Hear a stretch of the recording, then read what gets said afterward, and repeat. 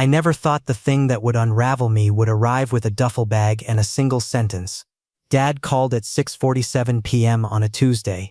I remember the exact time, because I had just burned my third attempt at making instant noodles, not even real cooking, just boiling water and tearing open a packet, and was staring at the blackened pot thinking that this was genuinely my life now. The call was short. Dad's calls are always short, clipped at the edges like he trims every unnecessary word before he speaks. Riker is coming tonight. He needs a place. Make room, Kellen. Then the line went quiet, and I stood there holding a burned pot and a whole lot of questions he had already decided I didn't need answers to. Riker. I turned the name over in my head. I knew the outline. Dad's war buddy Cole had a son. College age, apparently going through something. I didn't know what. Dad didn't explain. And asking Dad to explain himself is about as productive as arguing with a wall that has a military background. So I set down the pot, opened the window to let out the smoke, and started pulling clean sheets from the closet for the guest room. The guest room had been Dad's study before he left. It still smelled faintly like him, old paper, gun oil, and that specific brand of silence that military men carry everywhere. I made the bed slowly, tucking corners the way he taught me, and tried to remember the last time I had done something for another person without being asked 3 times first. I couldn't think of one.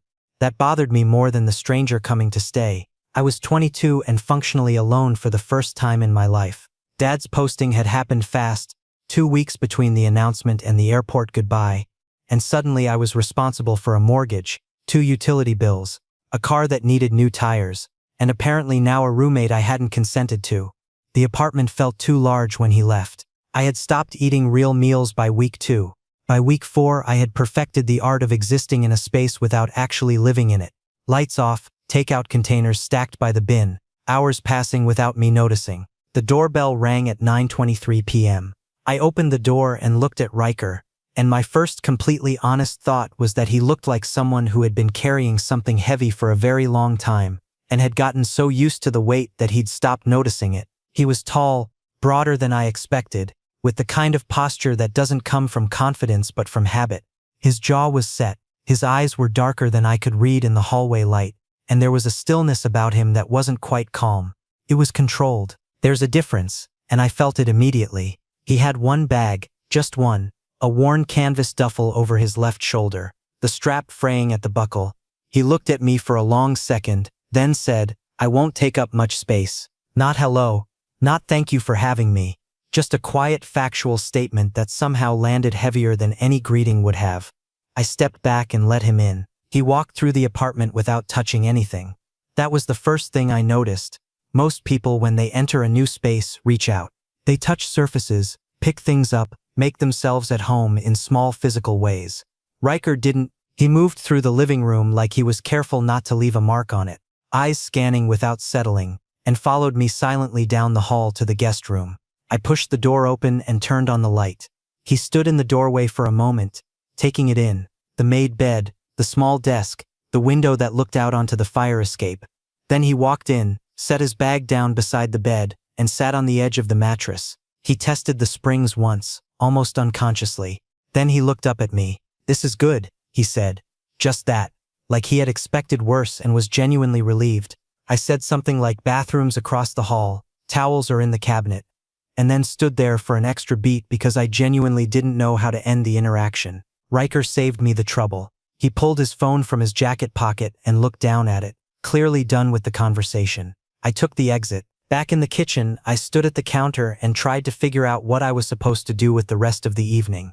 The burned pot was still in the sink. The fridge had eggs, half a block of cheese, and a takeout container from 2 days ago that I was choosing not to examine too closely. I wasn't hungry, but I was standing in front of the open refrigerator anyway, the cold air hitting my face, because sometimes you open the fridge not because you want food but because you need somewhere to look that isn't the ceiling. I heard him before I saw him. Footsteps, unhurried, deliberate, and then Riker was in the kitchen doorway, and he took one look at me standing in the cold refrigerator light, and at the empty shelves behind me, and something shifted in his expression. It wasn't pity. I want to be clear about that, because pity would have made me close the fridge and walk away. It was something more practical, like he had assessed the situation and already decided what to do about it. "What do you actually have?" he asked, moving past me toward the counter. "Eggs," some pasta, maybe half a box. I think there's olive oil. He opened 2 cabinets, found a pan, found the pasta, found a garlic bulb I had completely forgotten was in the back of the spice drawer. He didn't ask for permission to use any of it. He just began, filling a pot with water, setting the pan on the other burner, moving through my kitchen with a quiet efficiency that made the space feel suddenly smaller and somehow, inexplicably, more alive. I sat down at the kitchen table, because standing felt wrong and leaving felt rude, and I watched him cook. He broke 2 eggs into the pan without measuring anything. He crushed garlic with the flat of a knife, which I had only ever seen done in videos. The whole apartment started smelling like something warm and real, and I felt an ache in my chest that I couldn't immediately explain. He set a plate in front of me 12 minutes later, pasta with a soft egg on top, garlic browned at the edges, a little black pepper. Simple, but it looked like a meal, an actual intentional meal, in a way that nothing in this apartment had looked in weeks. I stared at it for a second. Then I looked up at him. "You didn't have to do this." Riker pulled out the chair across from me and sat down with his own plate, not making a big deal out of it, not performing generosity. "I know," he said simply, and started eating. That was it. No explanation, no expectation of thanks. He had just done it. Looked at the situation, looked at me, and done something about it. I picked up the fork and ate. The food was good, better than good. Outside, the city made its usual noise, and the kitchen light buzzed faintly, and across the table a stranger I had let into my home 20 minutes ago ate dinner with me like it was the most natural thing in the world. I didn't know what to do with him. I didn't know what to do with the warmth in my chest either. I just kept eating. The next morning came faster than I expected, and louder. Not loud in the way of noise, no music, no television, no unnecessary sounds. Loud in the way that a presence makes itself known before you're ready to acknowledge it.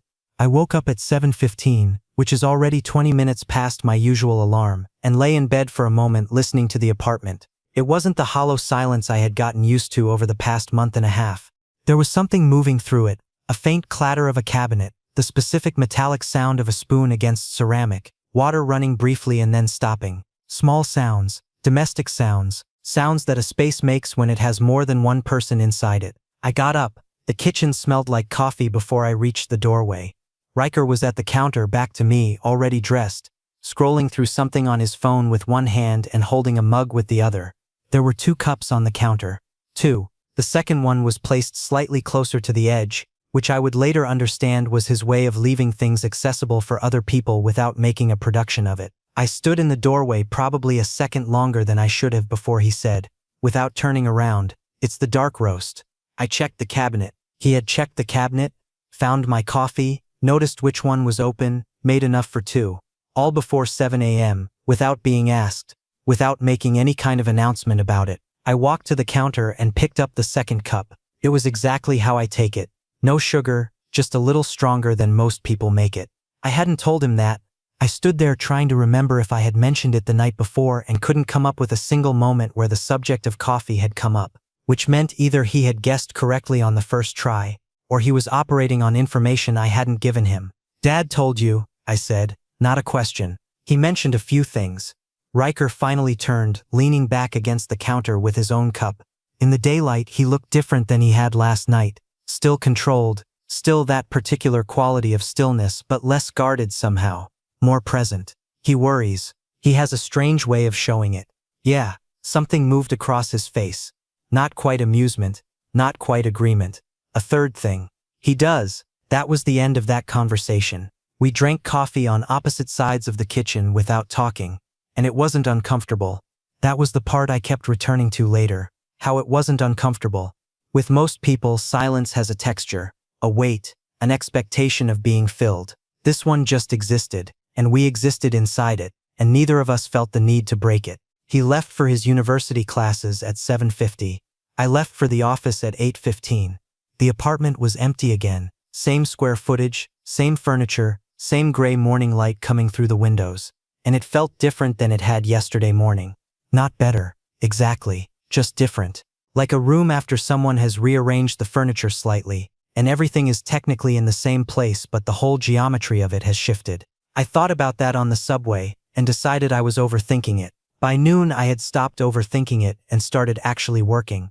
The project on my desk was mid-stage datasets. Formatting, the kind of focused mechanical work that lets your hands be busy while your brain wanders. And my brain wandered, predictably nowhere useful. I ate a sandwich at my desk and answered 11 emails, and by 5 p.m. had mostly convinced myself that last night was just a person being polite, and this morning was just a person being considerate, and none of it meant anything beyond ordinary human decency. Then I got home. The apartment wasn't dark. That was the first thing. I had been coming home to a dark apartment for 6 weeks, that specific quality of emptiness where even the light switch feels like an interruption. But the kitchen light was on, and there was sound again, and before I had fully processed either of those things I could smell something. Onion, something warm and slow cooked, the kind of smell that takes time to build. Riker was at the stove. He had his back to me again, stirring something in a pot, textbook propped open on the counter beside him. His bag was on the floor near the table, half unzipped, papers spilling out. He had clearly gotten home, started studying, and somehow started cooking simultaneously, which struck me as either very efficient or slightly chaotic. I set my bag down by the door and he said, still not turning, 20 minutes. I didn't ask. I know, 20 minutes anyway. I changed out of my work clothes and came back to find the table had been cleared.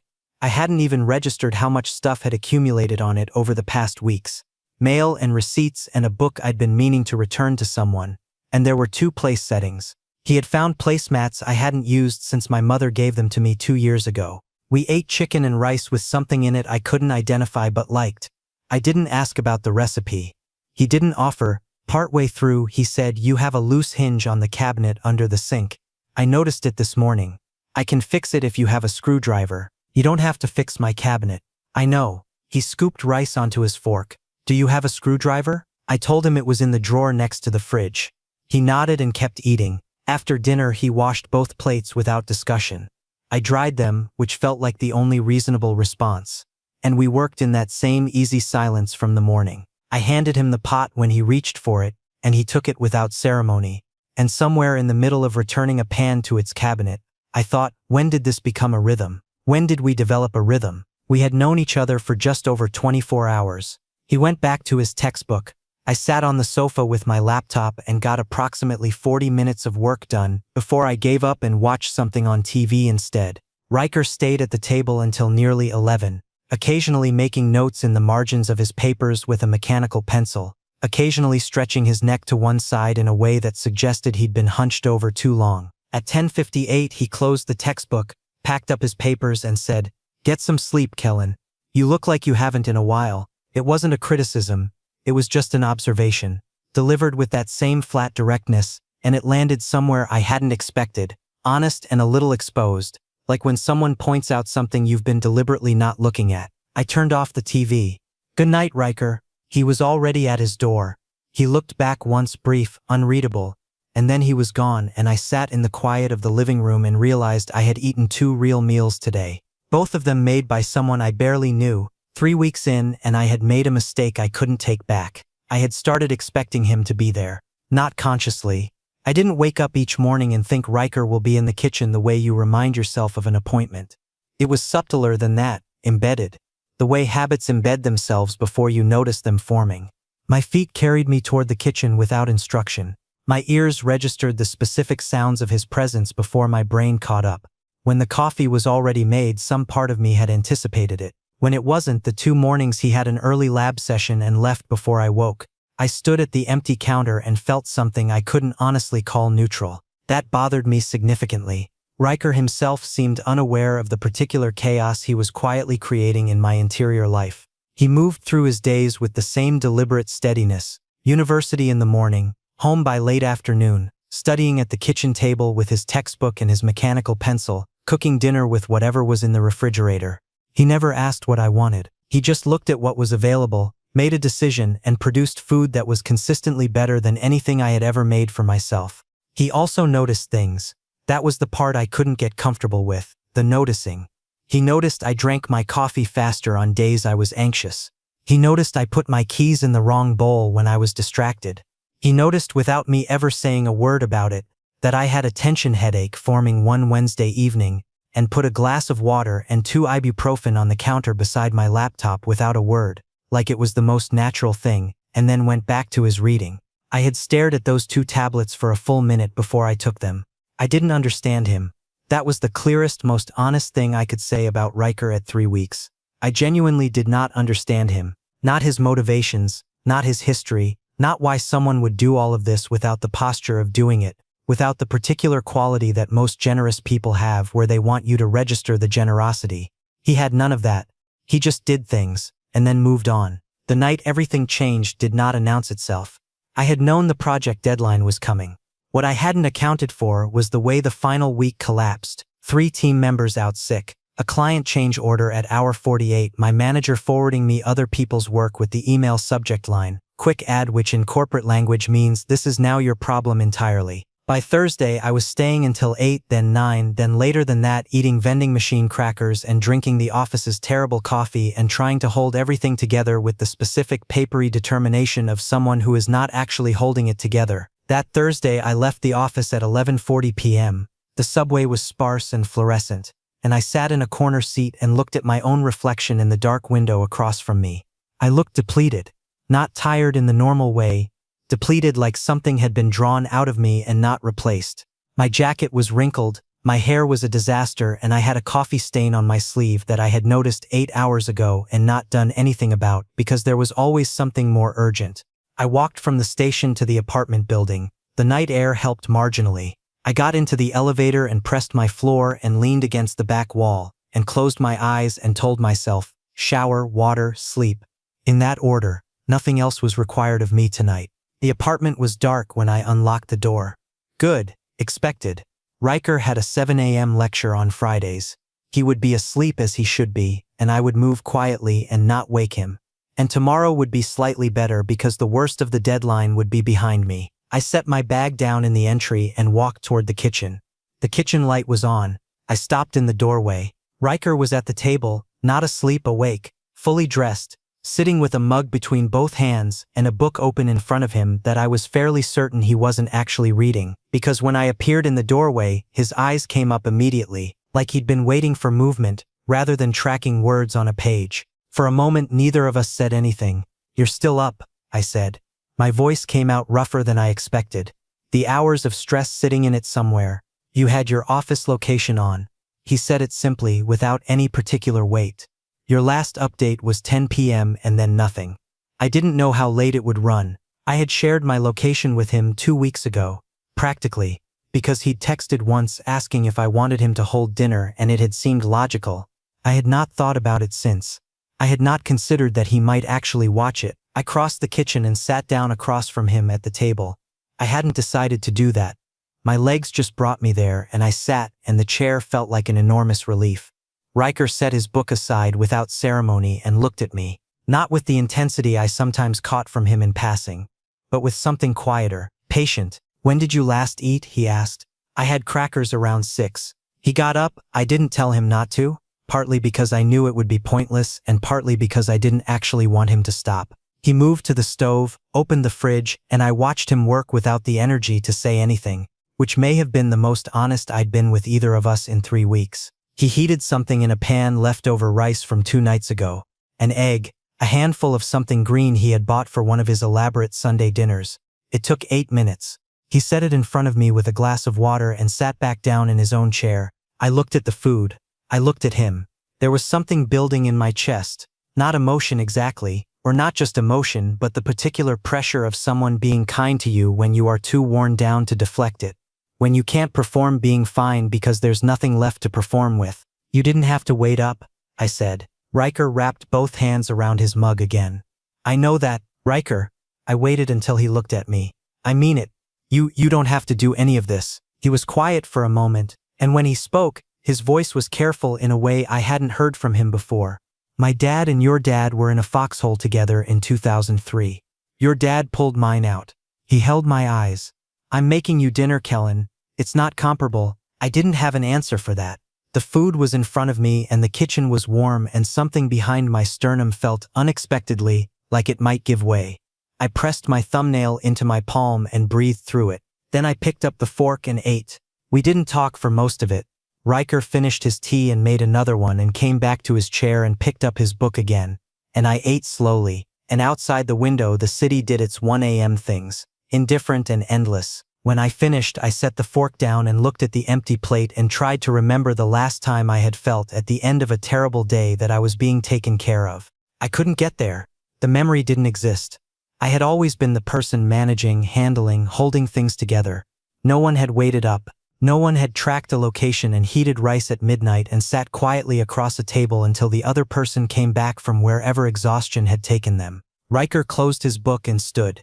He took my plate to the sink without asking. I stayed at the table for another minute after he said goodnight, listening to his bedroom door close softly down the hall. The kitchen was still warm. The light was still on. I thought, I am in serious trouble. And then I turned off the light and went to bed, and lay in the dark for a long time before I slept. After that night, the late one, the quiet one, the one where he heated rice at midnight and I sat at the kitchen table feeling something crack open in my chest. Things did not go back to the way they were before. That's the thing nobody tells you about moments like that one. You don't get to return from them. You can pretend. You can keep your expression neutral and your voice even and go through all the correct motions of a person who is absolutely fine, but the moment itself has already done its work, and the before and after are simply different countries now. I noticed it first in the mornings. I had always been someone who needed 20 minutes of silence before I could function as a human being. Coffee, the window, the city waking up outside. No conversation required or welcomed. Riker had understood that from day 2 without being told. He made the coffee, he didn't fill the silence, and I existed in the morning the way I needed to. That hadn't changed. What had changed was that the silence now had a different texture. It was shared. There's a distinction between being alone in a quiet room and being with someone in a quiet room. And somewhere in the past 3 weeks that distinction had shifted in my apartment, and I was still adjusting to it. The second thing I noticed was that I had started buying his coffee brand without thinking about it. Just reached for it at the store on a Tuesday because the shelf was at eye level and my hand already knew. I stood in the grocery aisle for a full moment afterward, looking at the bag in my hand, and then put it in the basket and kept moving and did not examine that too closely. I was noticing him in the way you notice things that have become necessary. He came home on a Thursday with someone I hadn't met. I heard the door, heard 2 voices, his low and even, the other lighter, easier, with that specific social fluency of someone comfortable in any room. I was in the kitchen making tea, which I almost never did, which meant I was already slightly off-center for reasons I hadn't fully diagnosed. I looked up when they came through. She was confident in the immediate physical way, the kind of person who owns whatever space she walks into. Her name was Petra. She was in Riker's biology lab, and she dropped onto my couch like she had been there before. Which she hadn't. She talked easily, gestured widely, laughed at something Riker said with the comfortable ease of someone who had been doing that for a while. And Riker laughed. That was the thing. He laughed, not the quiet version I had catalogued, the small one that lived mostly in his eyes, but an actual, audible, unguarded laugh, head tilting slightly back. The whole architecture of his controlled expression briefly and completely dissolved. I had not seen that before. I hadn't known that version of him existed. And the fact that Petra had drawn it out of him in 40 minutes when I had been living with him for 3 weeks did something to my insides that I categorically refused to name. I put my tea down and said something about a work call and went to my room.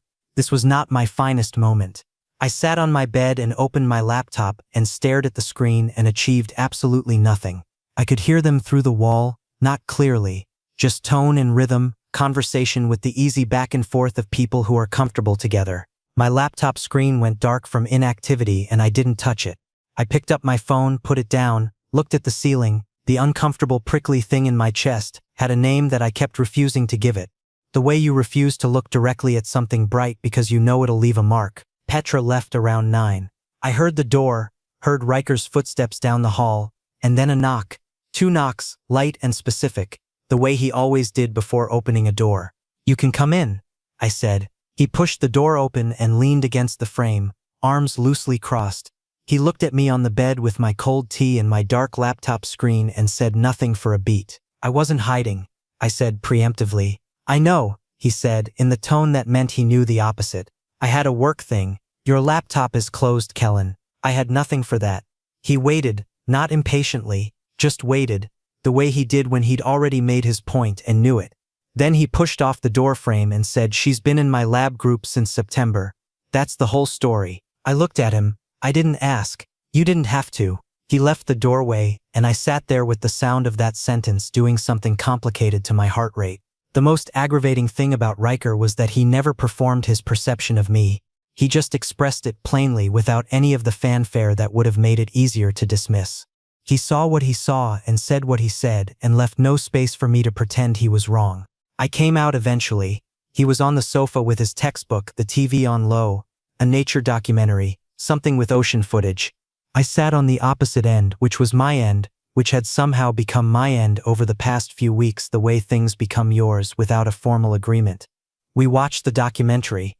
The narrator said something about deep-sea creatures that survive without light. Riker's shoulder was maybe 4 inches from mine. I was aware of those 4 inches with a disproportionate percentage of my attention. Then the cushion shifted slightly as he settled deeper into the sofa, and the 4 inches became 2, and his shoulder was against mine. Just the outer edge, barely. The kind of contact that could be accidental or could be deliberate and offers no way to tell which. He didn't move. I didn't move. On screen, a bioluminescent creature pulsed blue-white in the dark water, and the narrator explained that it creates its own light to navigate where none exists. I watched it and felt the warmth of Riker's shoulder against mine, and thought about how there are things that find their direction not by following light from outside but by generating it from within. And I was clearly getting too far into my own head because that was a lot of metaphor for a Tuesday night. But I stayed where I was. When he stood up at 11 to take his textbook back to his room, the contact ended and the sofa felt noticeably colder. He stopped at the edge of the living room and looked back at me, and in the low light from the television his face was quiet and open in a way that I had learned over 3 weeks was rare. The documentary has a second part, he said. Tomorrow. It was an offer. A small one. Unadorned. No pressure attached to it. Okay, I said. He nodded once and went to bed. I sat with the television light moving across the walls and the cold of the sofa cushion beside me and acknowledged for the first time and without flinching what had been building in me for 3 weeks. It was not convenience. It was not gratitude. It was not the loneliness of a person who had been alone too long, reaching for the nearest warm presence. It was specific. It was only him. That scared me in the precise, electric way that real things scare you. Not because they're dangerous, but because they're true. And true things require you to do something with them eventually. I turned off the television and went to bed, and I did not sleep for a long time. I knew the date. I'm aware of how that sounds. It had been exactly 1 month since the night Riker knocked on my door with 1 bag and 5 words.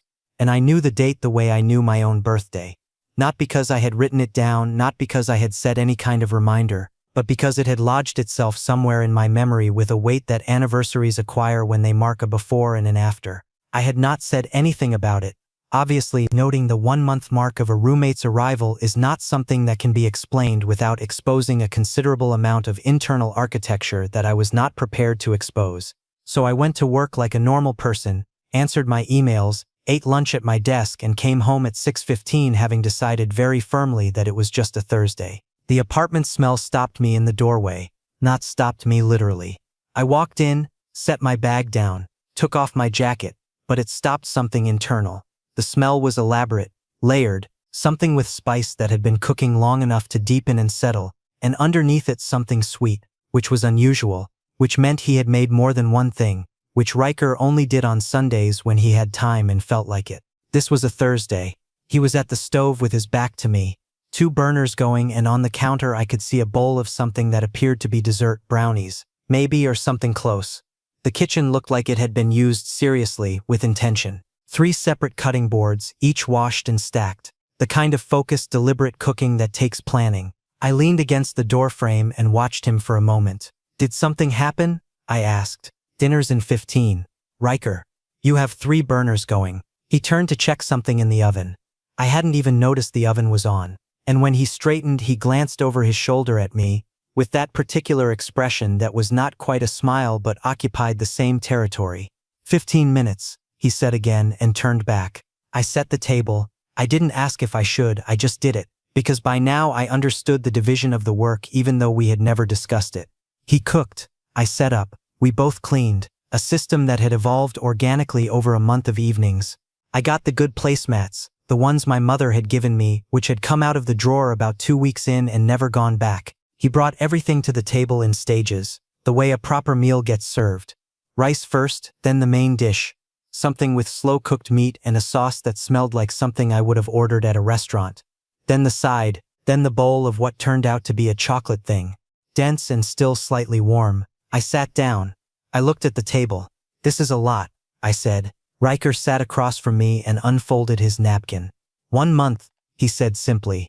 Like that explained everything. Like that was a normal thing to track and celebrate. I went very still. "You counted," I said. "I told you." He served himself rice without looking up. "I keep track of things." There was a long beat where I tried to understand what was happening and what it meant and what the appropriate response was to a person who had marked the 1-month anniversary of moving into your apartment by cooking a 3-course dinner. I couldn't land on anything adequate, so I picked up my fork instead. The food was extraordinary. That was its own kind of communication. I was starting to understand the care in it, the time it represented. Riker didn't perform emotion. He expressed it through what he did with his hands. And tonight his hands had been busy for a long time. We ate most of the meal in the comfortable quiet we had developed, with occasional conversation about his lab report and a work situation I'd been navigating, and nothing of particular consequence. But there was something else under the evening, something that had been building since the night on the sofa, since the shoulder contact and the documentary offer, and the moment I had finally admitted to myself what was actually happening in my chest. After dinner, he took the dessert to the rooftop. Our building had access through a door on the 6th floor, and I had been up there exactly once before Riker arrived to retrieve a plant I'd been trying to keep alive. He had found it 2 weeks ago, dragged 2 folding chairs up on a Sunday afternoon, and declared it a usable space. I had told him he was optimistic. He had made coffee and taken it up there anyway, and I had followed, and now it was a thing we did occasionally. Tonight the air was cool and the city was lit in that particular way. Thousands of small lights in every direction. The sound of traffic softened by height. He handed me a piece of the chocolate dessert in a bowl, and sat in his chair and looked out, and I sat in mine and looked out, and for a while neither of us said anything. "Can I ask you something?" I said eventually. "Yes." "Why here?" I turned to look at him. "I mean, you're in college. You had to have other options for housing. Friends, other arrangements. Why agree to come here to stay with someone you'd never met?" He considered the question seriously. The way he considered most things, not stalling, just actually thinking. When he spoke, his voice was level, but there was something careful underneath it. "My dad talked about your dad for my entire life. Not constantly, but at the points that mattered, when things were hard, when he needed to explain something about who he was. Your dad was there," was how he put it. He paused. I wanted to know what kind of person came from that. I looked at him, and all his eyes met mine. I found out. My chest did the thing it had been doing for weeks. That specific helpless compression. I looked away first, out at the lights, and tried to organize my breathing into something unremarkable. The city hummed below us. Riker didn't push, didn't fill the silence with anything. Just let it be what it was. Then he reached out, not reaching for my hand, reaching past me to set his empty bowl on the ground beside my chair. Except the movement brought him close. And for one moment his face was near mine, and I turned slightly without thinking, and we were looking at each other from a distance of about 8 inches. He didn't move back immediately. Neither did I. The 8 inches stayed, and in them was every conversation we hadn't had, and everything I had noticed about him, and every night he had waited up, and every morning he had made coffee for 2, and I felt the weight of all of it pressing quietly against the inside of my ribs. He straightened slowly, sat back in his chair, reached into the space between us and left his hand open on the armrest. Not reaching, not asking, just present. Available. I looked at it for a long moment. Then I reached over and put my hand in his. No declaration, no explanation, no formal acknowledgement of what this meant or where it was going. Just contact. His hand closed around mine, not tightly, just enough, and the city continued below us, indifferent and enormous, and neither of us said a word. We stayed on the roof for another hour. When we came back inside, he made tea without asking if I wanted any, because he already knew, and I stood at the counter while he did, and the kitchen was warm, and the night had acquired a weight that I intended to carry carefully. The Sunday after the roof was ordinary in the way that only very significant days disguise themselves as ordinary. Laundry, a grocery run, Riker at the kitchen table with his laptop, working through something for his environmental science course that involved a lot of highlighting and occasional soft expressions of frustration that he probably didn't know were audible. Me on the sofa with a book I was genuinely trying to read, which I would have been more successful at if my attention hadn't kept drifting across the room. Nothing had been said about the roof, about the hand, about what any of it meant in language that could be examined or questioned. We had come inside the night before and made tea, and watched 30 minutes of something on television and said goodnight, the way we always did, and then I had lain in the dark for 2 hours processing the fact that I had held Riker's hand on a rooftop and that it had felt like the most natural thing I had done in years. The problem with natural things is that they scare you in proportion to how much you want to keep them. I was 3 pages into the same paragraph when his phone rang. He answered it in the kitchen, "Hey Dad," and I heard the conversation as background, not trying to listen, just aware. His voice with his father was different, still measured, but with a warmth underneath it that wasn't guarded, the kind of ease that only exists with people you've known your whole life. I heard him laugh at something. I heard him say the food's better here than the dining hall, and then quieter, "Yeah, I know, Dad." He came back to the table after 20 minutes and sat down and reopened his laptop. And after a beat I said, "Everything okay?" "He worries," Riker said. "About you being here? About everything." He looked at me. He asked how you were. Specifically, something in that the specifically moved through me. Cole had asked specifically, these two men, decades of friendship carried through service and distance and all the things that happened to people in the years after war. And somewhere in that his father had asked specifically about me. And Riker was telling me as if I should know. "What did you tell him?" Riker's mouth curved slightly. "Barely, but I was fluent in the minor variations of his expression now. The truth, I didn't ask what that was. I thought about asking. I looked at the slight curve of his mouth and decided that some things are better understood than confirmed. And I went back to my book and the apartment settled back into its Sunday quiet. Dad called an hour later. It was a regular check-in. These happened every Sunday, brief and structured like everything he did. He asked about work, asked about the car, asked if I needed anything. The usual shape of our conversations, which had been the usual shape since I was 17, and he'd realized I'd rather be asked straight questions than surveyed with concern. Then he asked about Riker. "He's good," I said. "He's right here, actually. Working." A pause.